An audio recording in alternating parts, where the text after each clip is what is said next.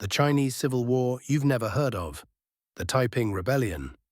What if I told you that one of the bloodiest wars in human history wasn't fought in Europe, wasn't fought with tanks, and wasn't even in the 20th century, but in China in the 1800s, led by a guy who thought he was Jesus Christ's younger brother? Yeah, you heard that right. A failed schoolteacher started a movement that turned into a full-blown civil war, killed somewhere between 20 and 30 million people, and nearly brought down the Chinese empire. And here's the kicker: most people outside of China have never even heard of it. This is the story of the Taiping Rebellion, a war of faith, famine, politics, and just absolute chaos. By the end, you'll understand why some historians call it the deadliest civil war ever. And trust me, you're not going to look at history the same way after this. The spark: how a failed student became heavenly king. Let's set the stage. Early 1800s. China, the Qing Dynasty, is ruling. On paper, they're one of the greatest empires in the world. But look a little closer and things are falling apart. The population had exploded, over 400 million people. That's like trying to squeeze 2 extra roommates into a 1-bedroom apartment. Not enough land, not enough food, and way too many mouths to feed. Local officials: corrupt. People were being taxed to death while the rich lined their pockets. And after the Opium War with Britain, China had been humiliated. Foreigners were carving up trade, opium addiction was everywhere, and the Qing rulers looked weak. People were angry, hungry, and hopeless. Perfect recipe for rebellion. Enter Hong Xiuquan, a Hakka man from Guangdong province. Poor family, big dreams. Like thousands of other young men, he tried to pass the Imperial Civil Service exam, the golden ticket to wealth and respect. He failed. Again, and again, and again. 4 times in total. Brutal. Imagine studying for years, showing up and failing over and over while your family is counting on you. But here's where it gets wild. After one of his failures, Hong collapsed with fever and had visions. In these visions, he met a golden-haired old man and a younger man who called him little brother. Later, when he read some Christian missionary pamphlets, it all clicked. In Hong's mind, the old man was God. The younger man was Jesus, and he, Hong, was Jesus's younger brother, sent to Earth to destroy demons and save China. Yeah. Let that sink in. At first, people thought he was nuts. But think about who he was talking to: poor peasants, starving workers, people with nothing left to lose. And here's Hong saying, the Qing rulers are demons. The rich have stolen your land. In God's kingdom, everyone will share equally. Women are just as important as men. Boom, that was like revolutionary rocket fuel. By the late 1840s, Hong had followers, lots of them. They called themselves the God Worshippers. They smashed idols, banned opium, banned foot binding, and preached equality. Women could actually fight in the army. Now remember, this is 19th century China. Saying women could be soldiers, that's like saying your grandma could just walk into the NBA and dunk on LeBron. It was unheard of. By 1851, Hong made it official. He declared himself the Heavenly King and founded the Taiping Heavenly Kingdom. The goal? Overthrow the Qing and set up a new Christian kingdom in China. From cult to army.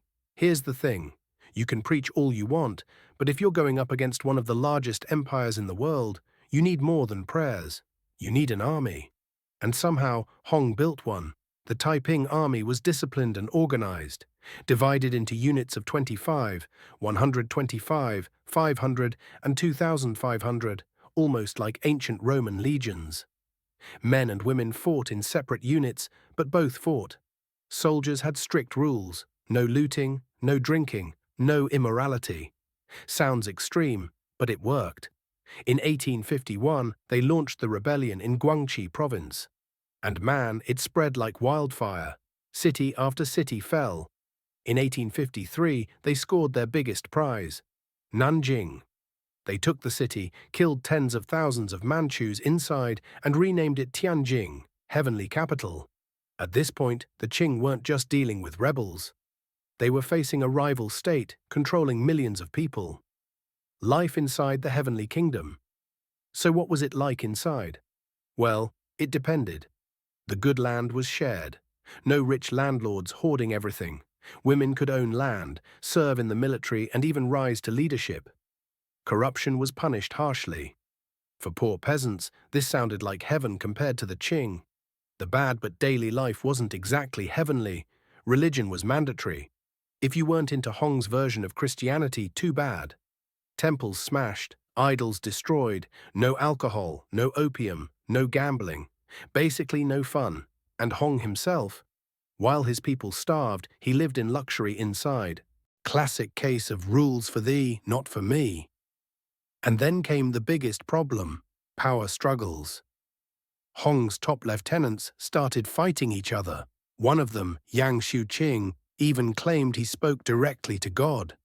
That didn't end well. He was assassinated in a bloody purge. So yeah, the Heavenly Kingdom wasn't as heavenly as it sounded. The Qing fight back. Now let's check in with the Qing. At first, they underestimated the rebellion. The imperial army, the 8 banners, had gotten lazy and corrupt. Against the disciplined Taiping, they crumbled. But the Qing had resources, and they had people willing to fight for them. One of those people was Zheng Guofan, a scholar official who basically said, if the empire's going to collapse, not on my watch. He raised the Xiang army in Hunan province, local militias loyal to him personally. And unlike the imperial troops, his guys were motivated, disciplined, and ready to die for their homes. Meanwhile, foreign powers started picking sides. At first, Western missionaries thought the Taiping were great. Hey, these guys are Christians. But once they realized Hong had rewritten the Bible and crowned himself Jesus' brother, they were like, yeah, this is a cult. Plus, the Taipings were bad for trade. The Qing, on the other hand, had already signed treaties with Britain and France. So the Western powers started backing the Qing. Guns, money, even soldiers. One famous character was Charles Gordon, a British officer who took command of the so-called ever-victorious army, a Chinese force trained and led by Westerners. With modern weapons and Gordon's tactics, they became a nightmare for Taiping forces. The war drags on the 1850s and 60s were just brutal. Battles raged across China. Cities changed hands multiple times. Civilians were caught in the middle, starving, dying, massacred. Here's something crazy. In some provinces, entire villages were wiped out. Crops burned, people scattered, famine everywhere. That's why the death toll of this war is so high. It wasn't just fighting.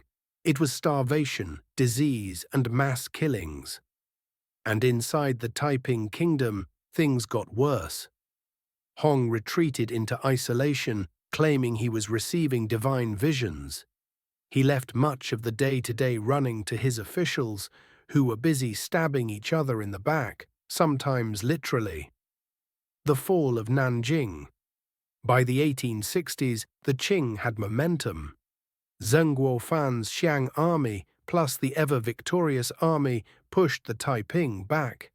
One city at a time, the Heavenly Kingdom shrank. The final showdown came at Nanjing. Picture this, the city surrounded, cannons blasting the walls, supplies cut off. Inside, people were eating bark, grass, even rats to survive. Disease spread. Desperation was everywhere. Hong, still insisting he was receiving divine instructions, told his followers to eat manna from heaven, which turned out to be weeds. Yeah, not great leadership. In June 1864, the Qing forces stormed the city. What followed was pure horror. Around 100,000 people were massacred in a matter of days. Streets ran red with blood. Survivors were enslaved. Nanjing was burned. Hong didn't live to see it. He had died a few weeks earlier. Some say illness, others say suicide by poison. His teenage son tried to take over, but he was captured and executed. The dream of the Heavenly Kingdom was gone. So what's the final body count? Historians estimate somewhere between 20 and 30 million people died. Some say even 50 million. To put that in perspective, that's more than World War I. That's more than the population of England at the time. That's basically the entire population of California today. And yet, outside of China, barely anyone talks about it. The rebellion left China devastated, farmlands destroyed, cities emptied, generations lost. The Qing Dynasty survived, but it came out weaker, more dependent on local armies and more vulnerable to foreign powers. And it left behind a haunting what if? What if the Taiping had actually won? Would China have become a Christian theocracy? Would it have collapsed into warlord states?